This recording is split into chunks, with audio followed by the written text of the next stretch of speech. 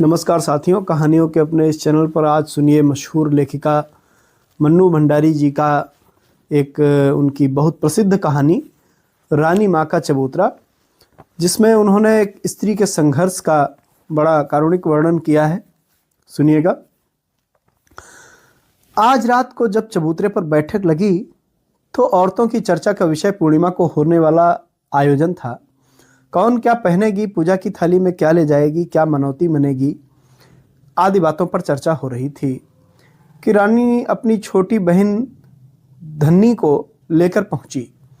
बूढ़े काका ने अपनी चिलम दूसरे के हाथ में थमाते हुए कहा, बड़ी देर कर दी रामी, शायद बहन की खातिर में लगी थी।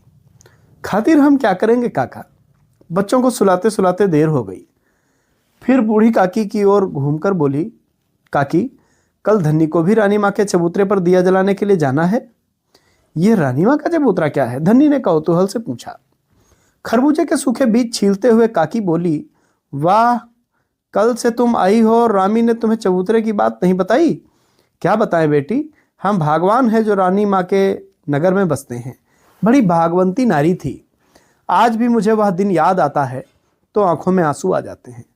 और श्रद्धा से गदगद हो बूढ़ी काकी ने हाथ को बीच में छोड़कर स्वर्ग में बसने वाली रानी माँ को प्रणाम किया। बस्ती वालों के लिए यह कथा कोई नई नहीं थी, फिर भी दत्तचित्त होकर उस कथा को ऐसे सुनने लगे जैसे पहली बार ही सुन रहे हों। स्त्रियों को ऐसा विश्वास था कि जितनी बार इस कथा को कहेंगी या सुनेंगी उनका पुण्य बढ़ेगा। हाथों को माथे पर छुआ कर फिर अपना छोड़ा हुआ काम संभाला और काकी बोली, कोई 10 साल पहले की बात होगी। हमारे नगर सेठ के बेटे पर शीतला माई का कोप हुआ। पानी की तरह पैसा बहाया, पर शीतला माई तो और ही खेल खेलने आई थीं। वे इन दबावों से भला क्यों शांत होती? सब हार गए और शीतला माई बच्चे पर ऐसी जमकर बैठी कि न उसे मरने दें न उसे जीने दें। माँ तो सेवा करते करते सूख कर कांटा हो गई, न खाने की सुध न सोने की। भाग से एक साधु द्वार पर आया। रानी माँ की सूरत देखते ही सारी बात समझ गया। वह कोई ऐसा वैसा साधु भी नहीं, शीतला माई का भेजा हुआ ही साधु था। बोला, बेटी, तेरा बच्चा मौत के मुंह में है, पर तेरे प्रताप से ही बचेगा। 7 दिन तू अन्न जल का त्याग कर दे, तेरा बच्चा उठ खड़ा होगा। रानी माँ के प्राण तो पहले ही आंखों में आए थे, पर उस 7 दिन का अन्न जल त्यागने का उसने सोच लिया। सबने बहुत समझाया कि साधु की बातों में मत आओ, पर नहीं मानी सो नहीं मानी। 7 दिन बाद बच्चा तो उठ खड़ा हुआ, पर रानी माँ जाती रही। काकी का गला भर्रा आया। पास बैठी फूलों ने आंचल से आंसू पोंछ डाले। धन्नी ने अभी तक बच्चे की सूरत नहीं देखी थी। उसके मन में जाने कैसा सूल चुभने लगा। काकी ने टूटा सूत्र जोड़ते हुए कहा, सारा गांव इकट्ठा हुआ उस देवी के दर्शन करने को। अर्थी ऐसे उठी थी कि राजा महाराजाओं की भी क्या उठेगी। नगर सेठ ने बहू बीच में ही बात काटकर फूलों बोली, केसर के छींटे की बात तो आज कही ही नहीं। फिर उसने कुछ इस भाव से धन्नी को देखा मानो कह रही हो कि इस घटना की राई रत्ती बात केवल काकी नहीं वह भी जानती है। हाँ बेटी, जब उसकी अर्थी उठी तो आसमान से केसर की बूंदें बरसी थीं। और तमाशा देखो, इतनी भीड़ में से क्या मजाल जो एक छींट भी दूसरे पर पड़ जाए। बस खाली अर्थी पर ही पड़ रहे थे छींटे। फिर सेठ जी ने अपने बगीचे में रानी माँ की याद में एक चबूतरा बनवाया। हर पूरनमासी को नगर की औरतें वहाँ दिया जलाने जाती हैं, अपने बच्चे के लिए मनौती मानती हैं। रामो ने जरा काकी की ओर झुककर फुसफुसाते स्वर में कहा, धन्नी को भी इसीलिए बुलाया है काकी कि कल इससे दिया जलवा दूं। ब्याह को 4 साल होने आए, अभी तक कोख नहीं पाली। 1-2 साल और बीत गया तो वह किसी और को घर में डाल लेगा। जरूर दिया जलवा, भगवान करेगा तो साल बीतते न बीतते गोद में बाल गोपाल खेलने लगेगा। रानी माँ का आशीर्वाद कभी अकारत नहीं जाने का। धन्नी लजा गई। साथ ही उसने यह भी महसूस किया कि यहाँ आकर उसने अच्छा ही किया।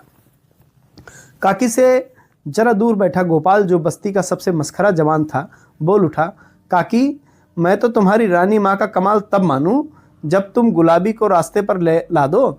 नाम मत ले उस चुड़ैल का मेरे सामने। वह कोई माँ है? कसाईन है, कसाईन। नहीं तो रानी माँ के चबूतरे में तो वह ताकत है कि पत्थर में भी ममता उपज आए, पर वह तो हेकड़ी वाली ऐसी कि कभी उधर मुंह ही नहीं करती। भगवान करे उसका सत्यानाश हो जाए, सारी बस्ती पर किसी न किसी दिन पाप ला देगी।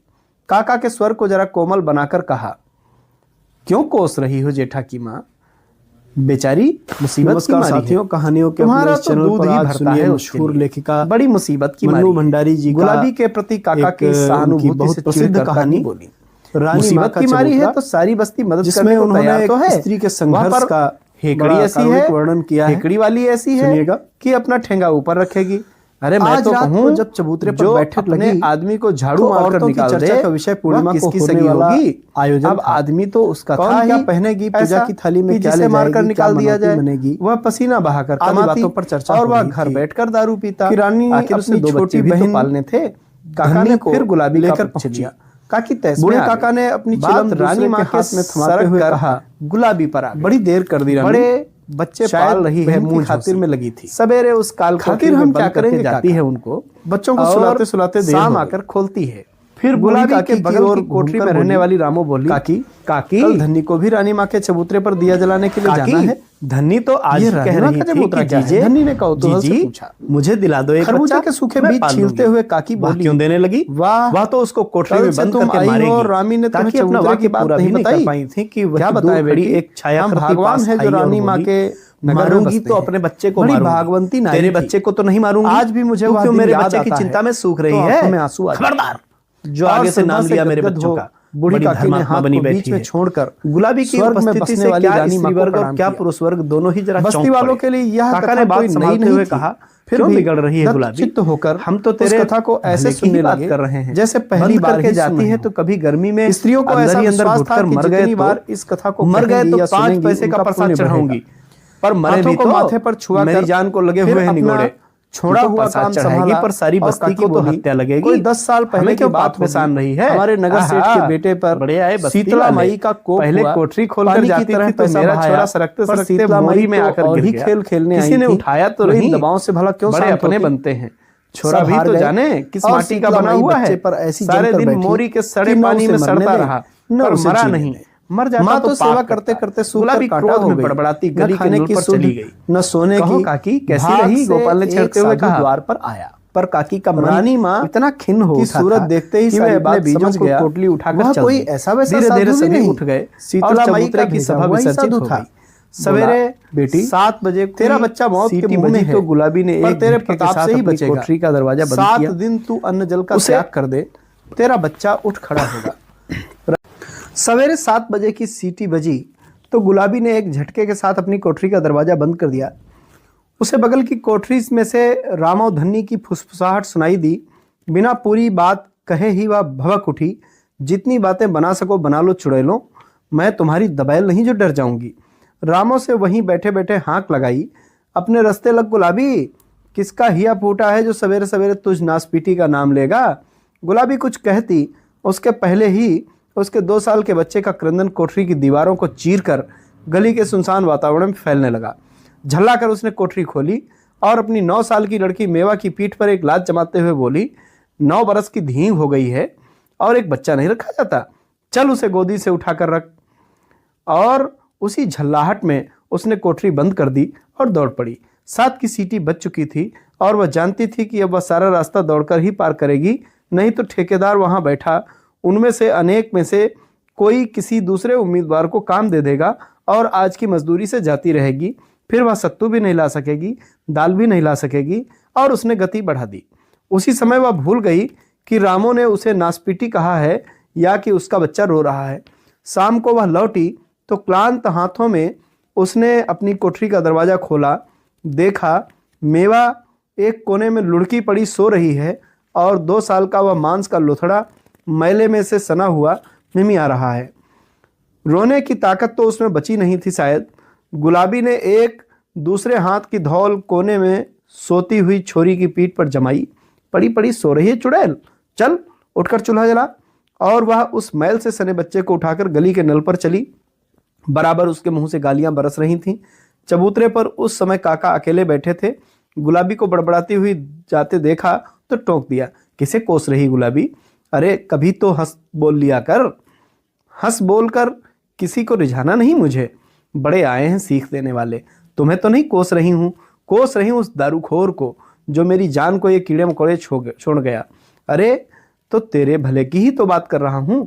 4 जनों के बीच आकर बैठा कर तो तेरा भी मन बहल जाए, पर तू तो सबको काटने को दौड़ती है। हाँ हाँ, मैं तो कटखन्नी हूँ, क्यों मेरे मुंह लगते हो? ज्यादा बकवास की तो 2-4 तुम्हें भी सुना दूंगी। बड़े आए हैं दर्द दिखाने वाले। और वह भन्नाती हुई नल पर चली गई। छोकरे को धोया, कपड़ा धोया, बड़बड़ाती हुई अपनी कोठरी की ओर चल पड़ी। काका ने फिर उसे नहीं टोका। चूल्हे पर दाल चढ़ाकर बच्चे को गोदी में लेकर वह सुस्ताने लगी। सारे दिन की कैद भोग कर मौका पाते ही मेवा कोठरी के बाहर भाग गई। जब दाल सत्तू तैयार हो गया तो पाया गुलाबी ने मेवा को खाने के लिए आवाज दी। मेवा आई तो उसके हाथों में कांच की हरी चूड़ियां चमक रही थीं। गुलाबी की नज़र पड़ते ही उसने पूछा, ये चूड़ियां कहाँ से लाई री? मेवा चुप। मैं पूछती हूँ, ये चूड़ियां कहाँ से लाई? मेवा चुप। सुनाई नहीं देता क्या? बहरी हो गई है? और तड़ातड़ चांटे पड़ गए उसके गाल पर। चोरी करके लाई है ना? आज सब तो चबूतरे पर दिया जलाने गए हैं, किसी के घर में से चुरा लाई? क्यों चोट्टी हरामजादी? मुंह से गालियां और हाथों से चांटे पड़ने लगे। मेवा ने चीख चीख कर सारी गली को सिर पर उठा लिया। तभी दिया जलाकर लौटी हुई रामो धन्नो आ पहुंची। अरे अरे, छोरी के प्राण लेगी क्या? मेवा को अपनी तरफ खींचती हुई रामो बोली, मैं इसकी खाल खींच कर रख दूंगी।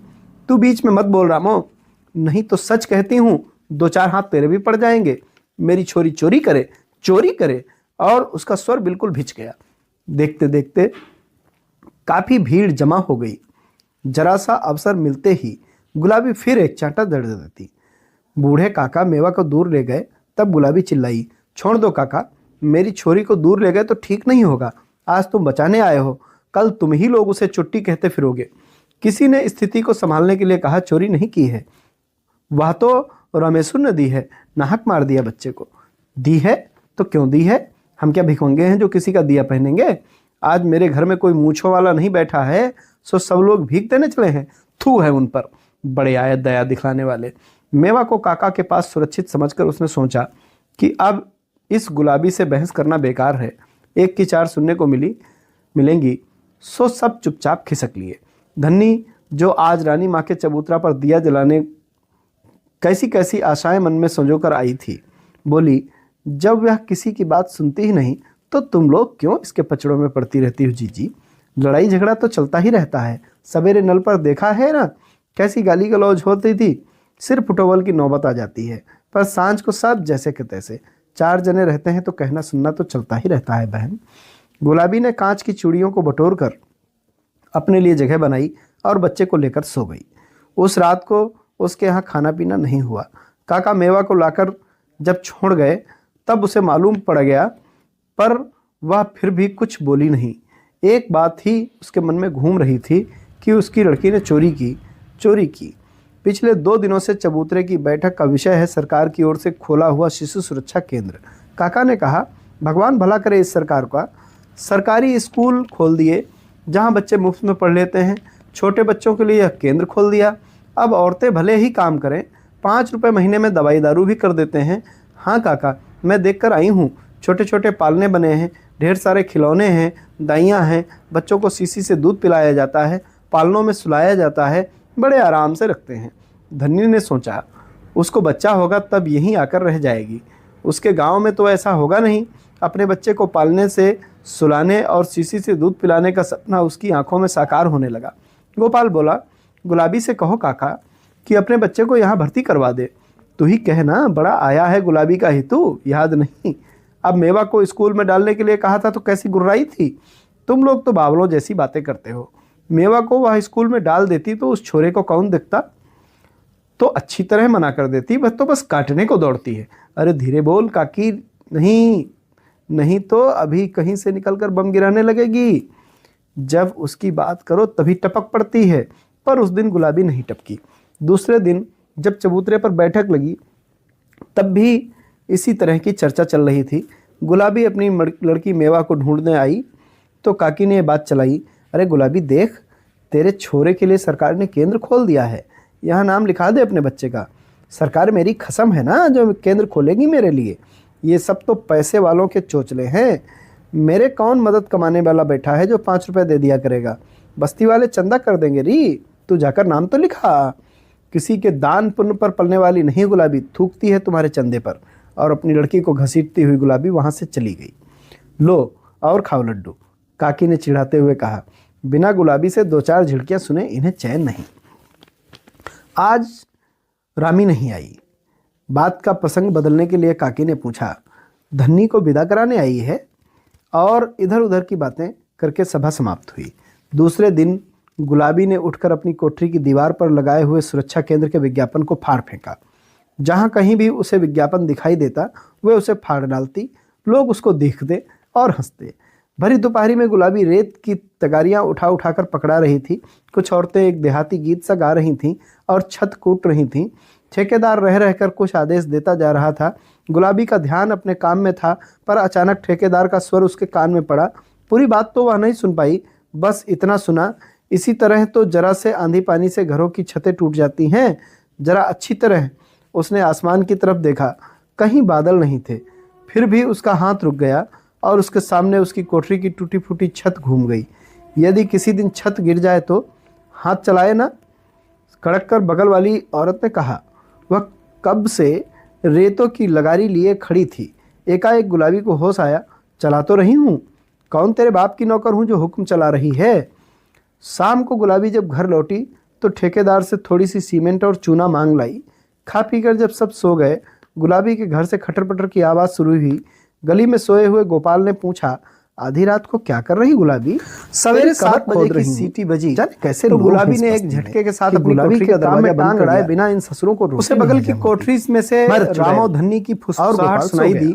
बिना पूरी बात कहे ही सारी रात कोठरी में जितनी बातें बना सको बना लो चुड़ैलों। दूसरे दिन रानी ने तुम्हारी दबैल नहीं डर जाऊंगी। बैठक पर सूचना रामो से वहीं बैठे बैठे हाथ लगाई। खाया अपने रास्ते लग गुलाबी, बच्चों को बंद करके हिया फूटा है जो सवेरे सवेरे जब रामी ने पीटी का नाम लेगा तो गुर्राकर गुलाबी कुछ कह जा रही हूँ। उसके पहले ही उसके 2 साल के बच्चे की चलेगी कोठरी की दीवारों को चीर कर गली के सुनसान वातावरण फैलने लगा। उस बात को झल्लाकर उसने कोठरी खोली, पर अभी तक अपनी 9 साल की लड़की मेवा की पीठ पर एक लात जमाते हुए बोली, कुछ कौतूहल 9 बरस की धीम हो गई है और एक बच्चा नहीं रखा जाता। सारी चल उसे गोदी से उठाकर गूंजने लगी और उसी झल्लाहट में उसने कोठरी बंद कर दी। बच्चे मर जाएंगे, ये कैसी माँ है? की सीटी बच चुकी थी अनेक और वह जानती थी कि अब वह सारा रास्ता दौड़कर ही पार करेगी। नहीं तो ठेकेदार वहां बैठा उनमें से अनेक में से जो आने पर किसी दूसरे उम्मीदवार को काम दे देगा और आज की मजदूरी से जाती रहेगी। फिर वह सत्तू भी नहीं ला सकेगी, दाल भी नहीं ला सकेगी। और उसने गुलाबी का यह क्रम जब दैनिक हो गया तो सबको कौतूहल का निवारण परम आवश्यक हो गया। बिना उस बात को जाने सबका जीना कैसे दूभर हो गया। काका ने अनुमान से कहा, कहीं चौका बर्तन का काम करने लगी होगी। और कहाँ जाएगी बेचारी? तुम्हारे लिए तो होगी बेचारी, काकी ने गुर्राते हुए कहा। हत्यारिन कहीं की, क्यों जाती है चौका बर्तन करने? मजदूरी से क्या गुजर नहीं होती? मुझे तो इसके लक्षण नजर नहीं आते। बच्चों की जान लेकर धन कमाएगी, क्या करना है उस पैसे का? क्यों परनिंदा करती हो? उसकी वही जाने। बाहर से आते हुए गोपाल ने कहा, काकी चलो तुम्हें सिनेमा दिखा लाऊं। पर काकी को इस समय यह मजाक नहीं भाया। वह गुलाबी की ही बात सोच रही थी। उसने धीरे से कहा, तू तो उसके पास वाली कोठरी में रहती है, जरा नजर रखा कर ना उधर।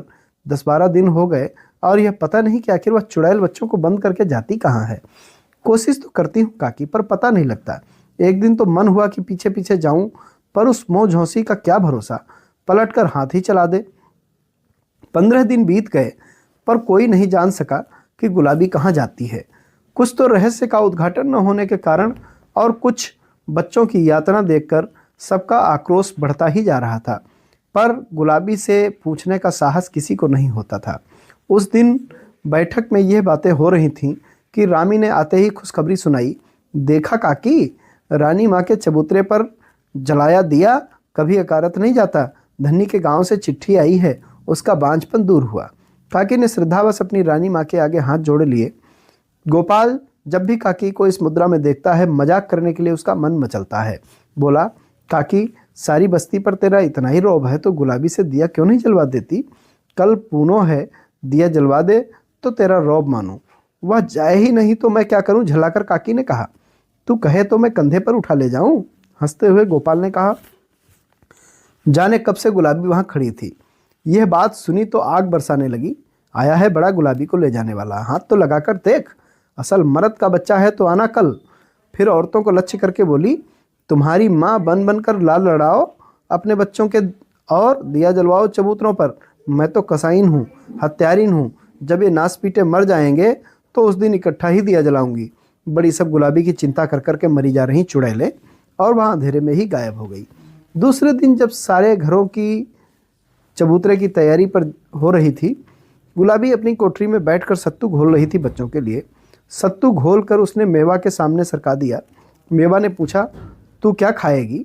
मुझे भूख नहीं है, चुपचाप खा ले। कल भी तो तूने कुछ नहीं खाया था माँ। कह रही हूँ खा ले चुपचाप, सो नहीं होता, जीभ चलाए जा रही बैठी बैठी। तू तो आजकल जरा सा सत्तू लाती है माँ, अपने लिए क्यों नहीं लाती? गुलाबी ने तड़ाक से चाटा जड़ दिया। सत्तू खाती है कि मार खिलाऊं?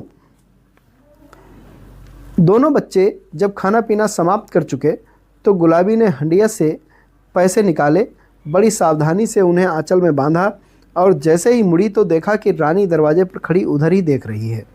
एक बिना शब्द बोले उसने दरवाज़ा बंद किया और चली गई। जब सब औरतें वहाँ इकट्ठी हो गईं तो रामी बोली, दयारे, आज गुलाबी ढेर सारे पैसे आंचल में बांध कर गई है, वापस लौट आए तो समझना। पैसे बांध कर? हाँ हाँ, मैंने अपनी आंखों से देखा है। मुझे तो लगता है कि चौका बर्तन की आड़ में कोई और ही लीला चल रही है। कौन उस पर नियत बिगाड़ेगा, सूखा छुहारा जैसी तो है। मर्दों का कोई भरोसा नहीं, जो न करे सो थोड़ा। रामी मुस्कुराई। जब दिया जलाकर औरतें लौटीं तो देखा कि गुलाबी की कोठरी वैसे ही बंद पड़ी थी। जल्दी जल्दी कपड़े उतारकर चबूतरे पर बैठक हुई। सारी बातें बढ़ा बढ़ा कर बताई गईं। रोज़ कब तक लौटती थी? रामी ने पूछा। आज तो वह नहीं लौटने की, सारी बस्ती का काला मुंह करके चली गई चुड़ैल। तो उसके बच्चों को कौन पालेगा? अब चूल्हे में जाए उसके बच्चे, माँ होकर जब उसे ही दर्द नहीं रहा तो हमको क्या पड़ी है। गोपाल ने कहा, चाहे कुछ भी खर्च हो जाए, कल ही रानी माँ के चबूतरे के पास गुलाबी का एक चबूतरा बनवाऊंगा। जब वहाँ दिया जलाने आओ तो लगे हाथ ही गिन गिन कर 10 जूते उस चबूतरे पर भी मार आया करना। तभी काका ने सबका ध्यान गली के मोड़ पर आकृष्ट किया। चांदनी के प्रकाश में सबने देखा कि गली के ही 2 आदमी गुलाबी के अचीत शरीर को उठाकर ला रहे हैं। चबूतरे की सारी भीड़ उस ओर दौड़ पड़ी। क्या हुआ, कहाँ थी, बेहोश कैसे हो गई?